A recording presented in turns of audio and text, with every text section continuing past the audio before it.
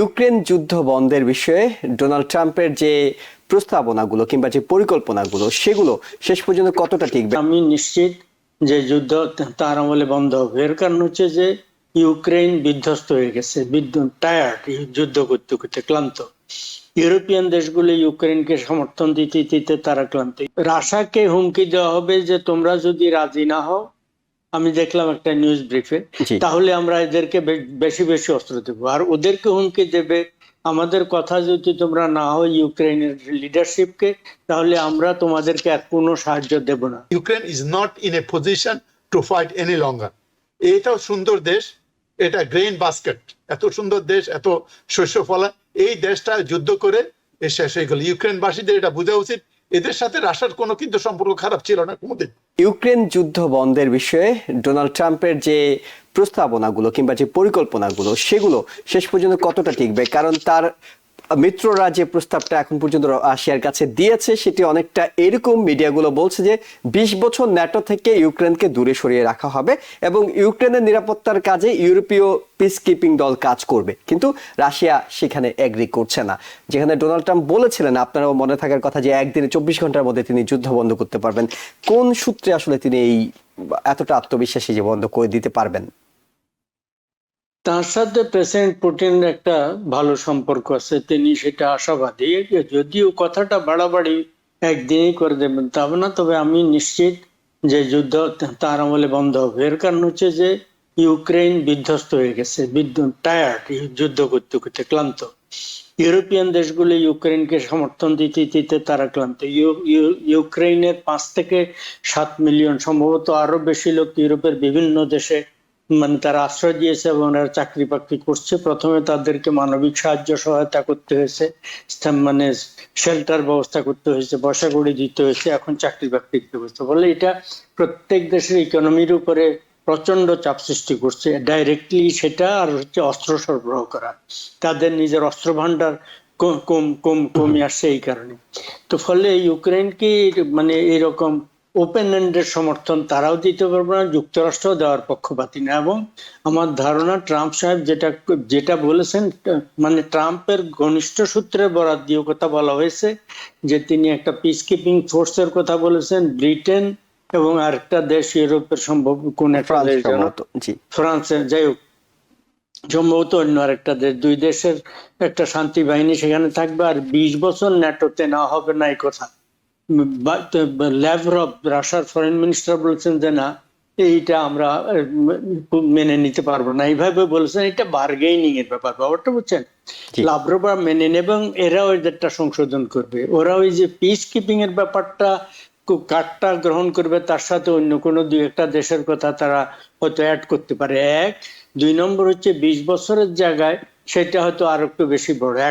আরেকটা হচ্ছে মানে জাস্ট কথার কথা, তারা রিটেন গ্যারান্টি চাচ্ছে। ইউক্রেন অ্যাটাক করার আগে রাশিয়া রিটেন গ্যারান্টি চেয়েছিল যে ইউক্রেনকে ন্যাটোতে নেওয়া হবে না। এটা রিটেন আনরিটেন কোন রকম আশ্বাস দিতে যুক্তরাষ্ট্র রাজি হয়নি।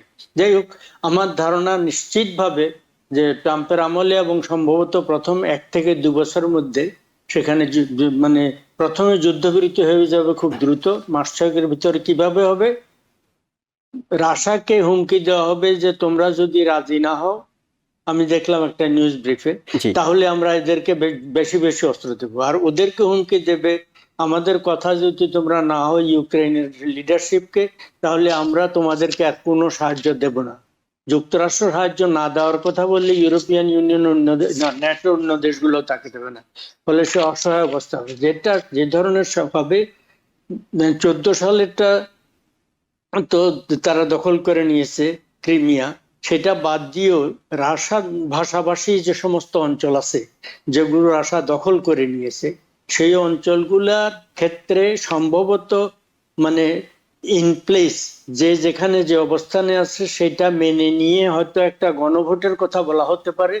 সম্ভবত যে সমস্ত জায়গায় এত বছরের মধ্যে একটা গণভোট দেওয়া হবে, গণভোটে ওই জনসংখ্যার লোকরা, জনসাধারণ যে পক্ষে ভোট দেয়, রাশিয়ান ভাষাভাষী যেখানে মেজরিটি, তারা রাশিয়ার পক্ষে ভোট দেবে, প্রায় অবধারিত। তো ওইটা একটা এই ধরনের ফেস সেভিং কিছু আমার ধারণা রাশিয়ান ভাষাভাষী অঞ্চলগুলো শেষ পর্যন্ত রাশিয়ার অধিকারেই থেকে যাবে, আর বাকিটা নিয়ে মোটামুটি ক্রিমিয়া ছেড়ে তো আগেই চলে গেছে, রাশিয়ান ভাষাভাষী অঞ্চল ডনবাস অঞ্চল চলে যাবে রাশিয়াকে বলে, বাকিগুলা নিয়ে এরা থাকবে। আর একটা কথা যেটা মানে বাইডেন আমলে করা হয়েছিল, রাশিয়ার $100 বিলিয়ন বা তারও বেশি সম্পদ ইন্টারন্যাশনালি বিভিন্ন জায়গায় আছে, ওয়েস্টার্ন কান্ট্রি গুলোতে আছে, সেগুলো এরা বাজেয়াপ্ত করে ওদেরকে ক্ষতিপূরণ হিসাবে দেওয়ার প্ল্যান করছিল। আমার ধারণা সেটার থেকে সম্ভবত ট্রাম্প সরে আসবেন, টোকেন হিসাবে 10 বিলিয়ন হতো, কিন্তু অধিকাংশ অর্থ তাদেরকে ফেরত দেবেন এবং রাশিয়ার উপরে স্যাংশনটা নিশ্চিতভাবে এরপরে তুলে নেওয়া হবে। ফলে রাশিয়ার ইকোনমি যে ক্ষতি হয়েছে সেটা কিছুটা তারা কাটিয়ে উঠছে, মোটামুটি রিঅ্যালাইনমেন্ট করতে পেরেছে। কিন্তু আমার ধারণা রাশিয়া দ্রুত তার অর্থনীতি এবং সামরিক শক্তি পুনর্বাসন করতে পারবে, কিন্তু ইউক্রেনকে পুনর্বাসন করতে দীর্ঘ সময় লাগবে, 1-2 যুগ লেগে যেতে পারে। তবে ইউক্রেনের যুদ্ধ শেষ হবে এবং ট্রাম্পের আমলেই ডেফিনেটলি। জি, অনেকগুলো গুরুত্বপূর্ণ পথের কথা বলেছেন, উপায়ের কথা বলেছেন সৈয়দ মোহাম্মদুল্লাহ, যে এইসব পথে হয়তো সমাধানটা আসতে পারে।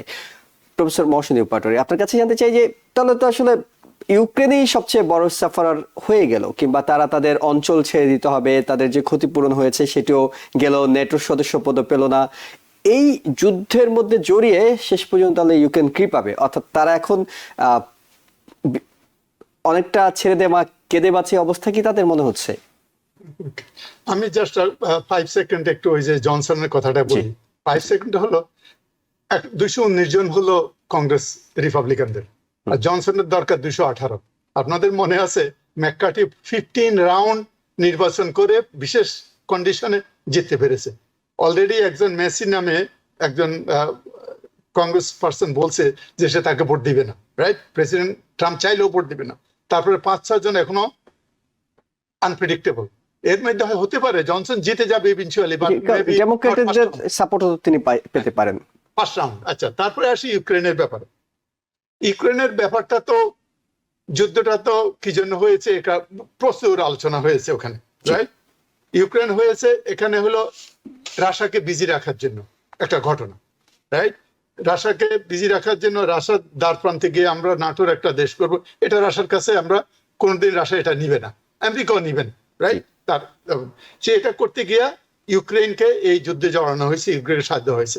ওই আমি মনে হয় 2-1.5 বছর আগে বলছি যে আমাদের দেশে বলে না মরিচ পাটা পুতার ঘষাঘষি, মরিচের জান শেষ। এখন রাশিয়াকে সাইজ করতে গিয়া আমাদের নোয়াখালীর দিকে বলে আর কি, ওই ইয়েকে সাইজ করতে গিয়া, রাশিয়াকে সাইজ করতে গিয়া ওই এই ওয়েস্টার্নের সাথে পাটা পুতার ঘষাঘষিতে ইউক্রেনের অবস্থা খারাপ। এর মধ্যে কিছু অঞ্চলও ছেড়ে চলে গেল, রাইট? শেষ পর্যন্ত ইউক্রেন হবে কি, ওই মাহমুদুল্লাহ ভাই যেটা বলছেন, no way Russia will make compromise, বলে দিছে তাদের নাটকে যাওয়া তারা দিবে না, এবং বলছে আমেরিকা যদি আমাদের ইন্টারেস্টকে রেসপেক্ট না করে তাহলে আমরাও এর মধ্যে নাই আর কি। তার মানে হলো আপনি কতদিন এখানে আর ঢালবেন? আপনার যে মিলিটারি ইন্ডাস্ট্রিয়াল কমপ্লেক্সের যে ওরাই তো বিশেষ করে যুদ্ধগুলো লাগাইতে হেল্প করে, যদি তারাকে অস্ত্র বিক্রি করতে পারে যেন, হ্যাঁ, আর পলিটিক্যাল আইডিয়া। তো এই জিনিসগুলো আর কতদিন চলবে? ইউক্রেন, আর মাহমুদুল্লাহ ভাই যেটা বলেছেন, Ukraine is not in a position to fight any longer. এটাও সুন্দর দেশ, এটা গ্রেইন বাস্কেট, এত সুন্দর দেশ, এত শস্য ফলা, এই দেশটা যুদ্ধ করে শেষ হয়ে গেল। ইউক্রেনবাসীদের এটা বোঝা উচিত, এদের সাথে রাশিয়ার কোনো কিন্তু সম্পর্ক খারাপ ছিল না কোনোদিন, they had a good relation. কিন্তু ওখানে ওই 2014-এ সরকার পরিবর্তন করতে গিয়া, রিজিম চেঞ্জ করতে গিয়ে এইসব করে এই ঘটনাটা ঘটানো হয়েছে। আমার মনে হয় প্রেসিডেন্ট ট্রাম্প চেষ্টা করবেন, আমার মনে হয় তার যে সম্পর্ক পুতিনের সাথে ব্যক্তিগত, এই সম্পর্ক নিয়ে এই জিনিসটা ভাই অনেক অনেক হয়েছে, মানে এটা তো পুরো বিশ্বকেই আসলে এটার জন্য ভোগান্তিতে পড়তে হচ্ছে। একেবারে অনেক দূরের দেশ বাংলাদেশ থেকে শুরু করে আমেরিকার অর্থনীতি পর্যন্ত এটার জন্য সাফার হচ্ছে। সো এই যুদ্ধটা শেষ হওয়া উচিত, সেটা পরস্পরের স্বার্থ অক্ষুণ্ণ রেখে কিভাবে করতে পারেন ডোনাল্ড ট্রাম্প যদি সেটি করতে পারেন, নিঃসন্দেহে তিনি সাধুবাদ পাবেন। নিউ ইয়র্ক থেকে সম্প্রচারিত TVN 24 টেলিভিশন বিশ্বজুড়ে বাঙালির কণ্ঠস্বর।